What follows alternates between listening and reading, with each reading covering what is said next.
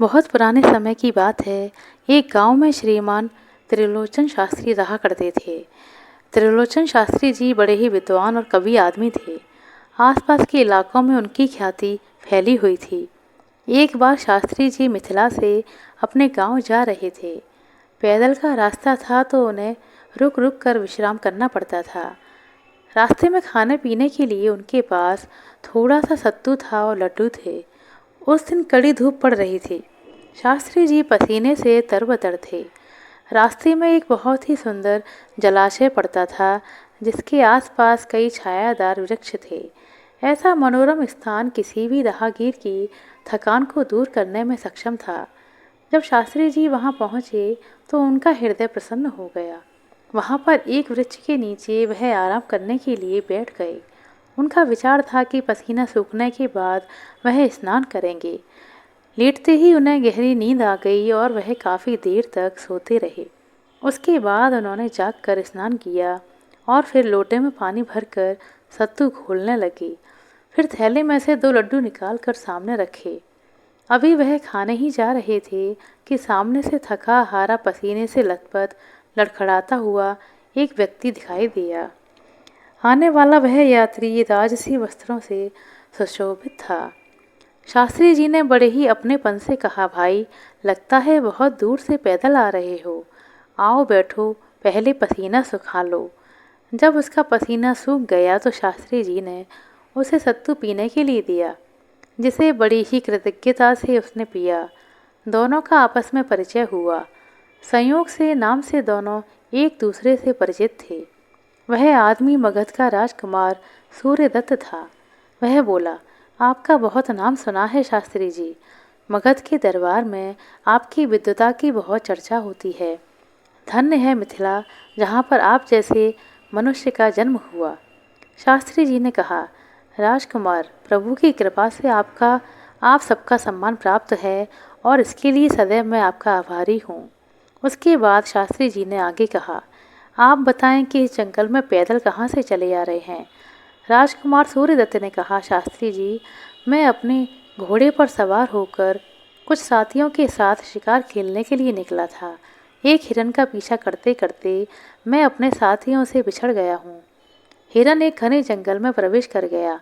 मैं उसके पीछे था तो हिरन तो गुम हो गया और मैं एक सरोवर देखकर रुक गया। मैं और मेरा घोड़ा दोनों ही प्यासे थे। मैंने घोड़े को पानी के लिए छोड़ा, पर उस जलाशय में एक बहुत ही विशाल मगरमच्छ था, जिसने मेरे घोड़े को दबोच लिया। शास्त्री जी के मुंह से एकदम से निकला, ओह बेचारा घोड़ा। सूर्यदत्त उदास स्वर में बोला, मैंने बहुत प्रयास किया लेकिन मैं अपने घोड़े को बचा नहीं सका। हार कर मैं वहाँ से चल पड़ा और यहाँ आ गया। शास्त्री जी बोले, आपने तो बहुत कष्ट पाया है राजकुमार। खैर, सब प्रभु की इच्छा से होता है। अब आप कुछ खा लीजिए। शास्त्री जी ने बड़े ही प्रेम से सूर्यदत्त को 2 लड्डू दिए और स्वयं भी 2 लड्डू निकाले। खाने के बाद पानी पी लिया। उसके बाद दोनों लेट गए और बातें करने लगे। सूर्यदत्त अपने राज्य के विषय में बता रहा था। अचानक शास्त्री जी की नज़र सरोवर के किनारे पर बैठे एक कौए पर पड़ी। वह कौवा बड़ी ही विचित्र हरकतें कर रहा था। वह अपनी चोंच को पत्थर पर घिस रहा था और वह बार बार अपनी चोंच पानी में भिगोता और पत्थर पर घिसता। अचानक ही शास्त्री जी के मन से कविता की 2 पंक्तियां निकल गईं। वह बोले, घिसता है घुसता है रुक रुक कर लगाता है पानी, तेरे मन की बात का लिए मैंने सब कुछ जानी। राजकुमार सूर्यदत्त ने आश्चर्य से शास्त्री जी की ओर देखा और कहा, अरे शास्त्री जी, असमय और अकस्मात आप कविता पाठ कैसे करने लगे। ठीक ही आपकी प्रशंसा दूर दूर तक फैली है। आप तो सचमुच बहुत ही अच्छे कवि हैं। शास्त्री जी यह सुनकर मुस्कुराते हुए बोले, अरे राजकुमार, मैं इतना अच्छा कवि नहीं हूँ। मुझे तो उस कौए की चतुराई देखकर अनायासी ही पंक्तियाँ याद आ गईं। सूर्यदत्त ने कहा, फिर भी यह रचनात्मक और अनूठा दृश्य है और आपकी पंक्तियाँ बिल्कुल सटीक हैं, अर्थपूर्ण हैं। कृपया करके उन्हें पुनः दोहराएं। मैं इन्हें याद करना चाहता हूँ ताकि याद रहे कि मैं आपसे मिला था। शास्त्री जी ने पंक्तियाँ फिर से दोहराईं। इन्हें सूर्यदत्त ने रट लिया। फिर दोनों ने आप एक दूसरे से विदा ली और अपने अपने मार्ग पर चल पड़े।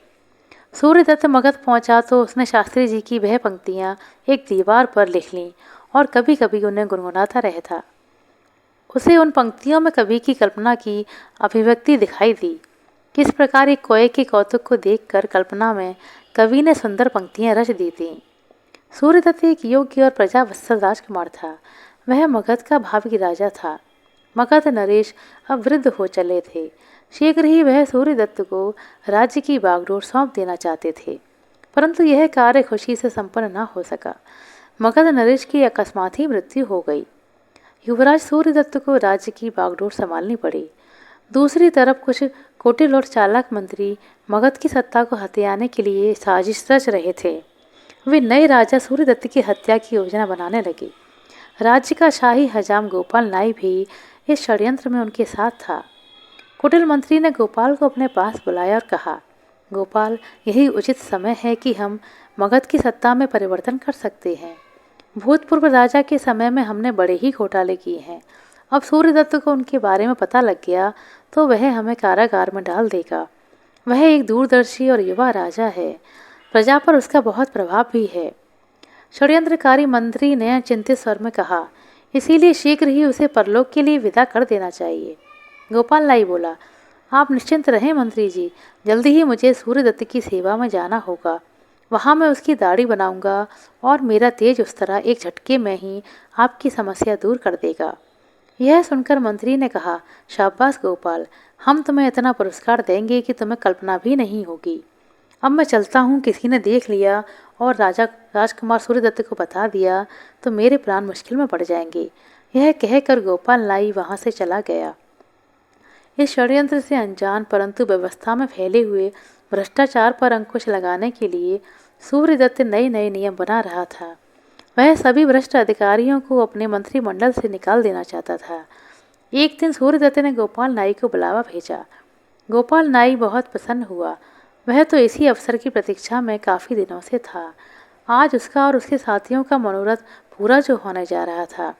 यही सोचकर वह कुटिल नाई अपने धारदार उस्तरे को लेकर राजमहल में पहुंचा, जहां सूर्यदत्त उसकी प्रतीक्षा में था। वहां पहुंचकर उसने कहा, महाराज की जय हो, कई दिनों के बाद आपने मुझे याद किया है। सूर्यदत्त ने कहा, समय का अभाव है गोपाल, राज्य में कुछ अराजक तत्वों ने भीतरी उत्पात मचा रखा है। सबको उसका दंड देकर ही मुझे चैन आएगा। गोपाल ने पूछा, महाराज क्या आप जानते हैं कि वह एहसान फरामोश लोग कौन हैं? सूर्यदत्त ने गंभीर स्वर में कहा, हमारे गुप्तचर इसी कार्य में लगे हैं, तुम जरा जल्दी अपना कार्य करो। गोपाल ने पानी लेकर अपने उस्तरे को भिगोया और अपने पत्थर पर उसे घिस घिस कर उसकी धार तेज करने लगा। तभी वहाँ एक गुप्तचर आया जिसने राजा सूर्यदत्त के कान में कुछ गुप्त रूप से मंत्रणा की और वह वहाँ से चला गया। गोपाल नाई कुछ सुन तो ना सका, परंतु उसके मन में शंका हो उठी। उसने सोचा कि उसे अपना कार्य शीघ्र ही कर देना चाहिए। उसने अपने उस्तरे की धार देखी, उसे पानी में भिगोकर पुनः घिसा। तभी राजकुमार सूर्यदत्त अनायास ही बोल उठे, घिसता है, रुक रुक लगता पानी, तेरे मन की बात का लिए मैंने सब कुछ जानी। यह पंक्तियां सुनते ही नाई के हाथ से उस्तरा छूट गया। वह कप कपा गया। उसे लगा कि अभी जो गुप्तचर आया था वह उसी के बारे में कुछ बताकर चला गया है और राजा सूर्यदत्त को उसके बारे में सब पता चल गया है। अब उसके प्राण बचने वाले नहीं, मृत्युदंड तो निश्चित है। वह तत्काल ही उस्तरा छोड़कर राजा सूर्यदत्त के पैरों में लिपट गया और बिलक बिलक कर रोने लगा। क्षमा करें महाराज, क्षमा करें, मैं लालच में आ गया था। लालच ने मुझे अंधा कर दिया था और मैं षड्यंत्रकारियों के साथ हो लिया। मैं नहीं जानता था कि आप इतनी शीघ्र ही जान जाएंगे। राजा सूर्यदत्त हक्के बक्के थे, क्योंकि उन्होंने उस समय तो शास्त्री जी की तरफ से कही हुई कविता की वो पंक्तियां दोहराई थीं। वह अपने आप को संभालते हुए नाई से बोले, उठ और साफ साफ बता क्या बात है। नाई बोला, महाराज आज मैं इस उस्तरे से आपके प्राण लेने आया था, परंतु आप तो बहुत जल्द सब कुछ जान गए। आपने कविता कहकर बता दिया कि आपसे कुछ भी छिपा नहीं है। मुझे क्षमा करें महाराज, मैं बहक गया था। राजा सूर्यदत्त ने कहा, क्षमा चाहता है तो शीघ्र अपने साथियों के नाम बता दे। नाई ने तोते की तरह सारी जानकारी बता दी। राजा ने तत्काल सैनिकों को बुलाकर षड्यंत्रकारियों की गिरफ्तारी के आदेश भी दे दिए। सारे शत्रु बंदी बना लिए गए और भरे दरबार में प्रजा के सामने नाई को साक्षी बनाकर सबका भेद खोल दिया गया। सूर्यदत्त ने सबको बंदी गृह में डलवा दिया और नाई को राज्य से बाहर निकाल दिया। जब वह इन सारे कार्यों से निवृत्त हुआ तो सोच में पड़ गया कि आज एक कविता ने उनका जीवन बचा लिया और साथ ही उसके शत्रुओं को भी हमेशा के लिए मार्ग से हटा दिया। यह कविता तो जैसे जीवनदायिनी थी। आज उसका हृदय शास्त्री जी के लिए और भी कृतज्ञता से भर उठा था।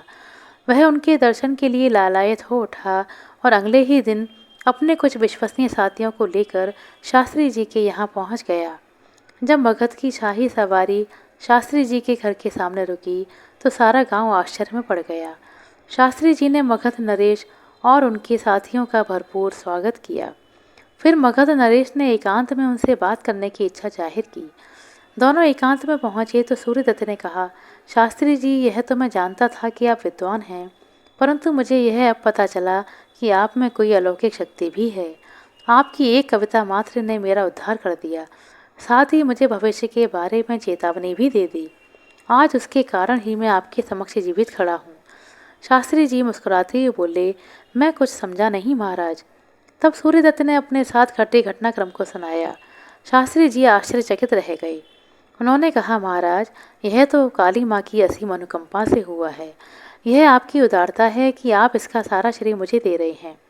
राजा ने कहा, शास्त्री जी, मैं बहुत प्रसन्न हूँ कि आप जैसे परम विद्वान ने मेरा जीवन बचाया और मेरे शत्रुओं को साफ करने में मेरा सहयोग किया। शास्त्री जी बोले, यह सब तो ईश्वर की माया है। राजा सूर्यदत्त ने हाथ जोड़कर कहा, शास्त्री जी, मैं आपसे एक विनती करना चाहता हूँ। शास्त्री जी ने पूछा, क्या विनती है महाराज, आदेश करें। सूर्यदत्त ने विनम्रता से कहा, आप मेरे साथ मगध चलें। मैं आपको अपने राज्य में प्रधानमंत्री बनाकर मगध की प्रगति का स्वप्न देखना चाहता हूँ। शास्त्री जी ने यह सुनकर कहा, महाराज, यह सम्मान आपने मुझे दिया, इसके लिए मैं सदैव आपका आभारी हूँ, परंतु मैं आपकी यह सेवा करने में असमर्थ हूँ। मैं अपनी जन्मभूमि मिथिला का ऋणी हूँ और इस ऋण को उसकी सेवा करके चुकाना चाहता हूँ। मुझे कोई अन्य आदेश करें। सूर्यदत्त ने कहा, धन्य है मिथिला, जहाँ आप जैसे विद्वान और देशभक्त ने जन्म लिया है। मैं आशा करता हूँ कि आप एक विद्वान होने के नाते आवश्यकता पड़ने पर मेरी सहायता और मार्गदर्शन के लिए अवश्य ही आएंगे। शास्त्री जी ने मुस्कुराकर कहा, अवश्य राजन, यह तो मेरा सौभाग्य होगा। तत्पश्चात राजा सूर्यदत्त ने शास्त्री जी को ढेरों उपहार दिए और वापस अपनी राजधानी मगध में लौट आए। आशा करते हैं दोस्तों आपको हमारे द्वारा सुनाई गई यह कहानी अच्छी लगी होगी। कहानी अच्छी लगी हो तो कृपया लाइक कर दें, शेयर कर दें। चैनल पर नए हैं तो सब्सक्राइब कर लें। अपना कीमती समय देने के लिए बहुत बहुत धन्यवाद। मिलते हैं अगले वीडियो में, तब तक के लिए नमस्कार।